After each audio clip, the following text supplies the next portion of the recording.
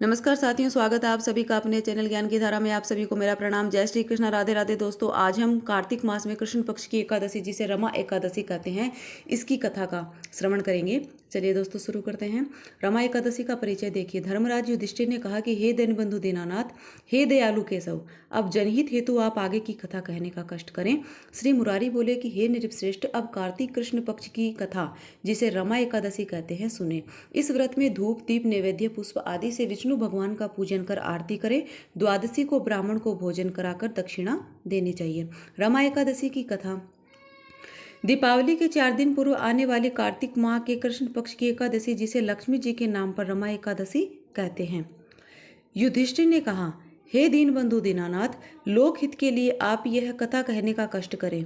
कृष्ण भगवान बोले कि सुनो धर्मराज युधिष्ठिर, प्राचीन काल में मुचकंद नाम का एक राजा था। उसके चंद्रभागा नाम की एक सर्वगुण संपन्न कन्या थी। राजा ने उसका विवाह चंद्रसेन नाम के एक राजा के पुत्र शोभन के साथ कर दिया। एक समय की बात है, शोभन अपने ससुराल आया हुआ था। तभी कार्तिक मास की कृष्ण पक्ष की पुण्यदायिनी एकादशी का दिन आया। राजा मुचकंद बहुत ही धर्मात्मा था। वह उसकी प्रजा भी बहुत धर्मात्मयी थी। इस दिन सभी लोग निराहार रहकर रमा एकादशी का व्रत व रात्रि जागरण किया करते थे। यह सब बात जानकर शोभन अत्यंत व्याकुल हो गया कि उसने पहले कभी व्रत किया ही नहीं, और अगर ऐसा व्रत करना पड़ा तो निराहार रहने से मैं अवश्य मर जाऊंगा। कहते हैं कि मन यदि साथ न दे, कमजोर रहे, तो तन भी साथ नहीं देता। सो सचमुच ही निराहार रहने से आत्मिक व शारीरिक कमजोरी से शोभन की मृत्यु हो गई। शोभन के पिता चंद्रसेन ने अपने पुत्र के शव को अपने नगर में ले जाकर भाई बंधुओं को साथ लेकर अंतिम संस्कार कर दिया। परंतु रमा एकादशी के व्रत के प्रभाव से विष्णु भगवान ने शोभन को दिव्य देह देकर उत्तरांचल पर्वत पर एक दिव्य नगर का राजा बना दिया। सभी सुखों से पूरित अप्सराओं से युक्त उस नगरी में रहते हुए भी शोभन अपनी पत्नी चंद्रभागा की याद में व्याकुल रहता था। संयोग से सोम शर्मा नाम का मुचकंद नगर का रहने वाला एक ब्राह्मण उधर से निकल रहा था। राजा शोभन की दिव्य देह व दिव्य नगर को देखकर वह आश्चर्यचकित रह गया। उसने राजा शोभन को बताया कि उसके विरह में चंद्रभागा अत्यंत दुखी है। शोभन ने कहा, उसके बिना मैं भी अत्यंत व्यथित हूँ। आप चंद्रभागा से जाकर कहिए कि वह हमारे मिलने के लिए कोई उपाय करे।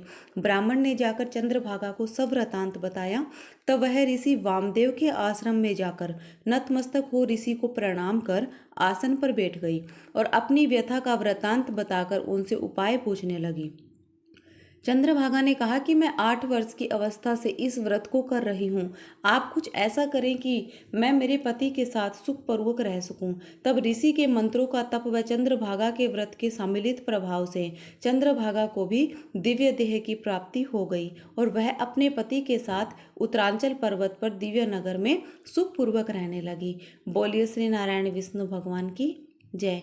दोस्तों, यह रमा एकादशी की कथा आपको कैसी लगी? अच्छी लगे तो इसे एक लाइक और परिवार में अपने अन्य सदस्यों व लोगों को भी शेयर जरूर करें, ताकि वह भी इस कथा को सुनकर पुण्य लाभ प्राप्त कर सकें। और आपके अपने इस चैनल ज्ञान की धारा को सब्सक्राइब कर बेल आइकन पर क्लिक कर दें, ताकि आपको मेरी हर एक ऐसी ही नई आने वाली ज्ञानवर्धक वीडियो का नोटिफिकेशन सबसे पहले मिलता रहे।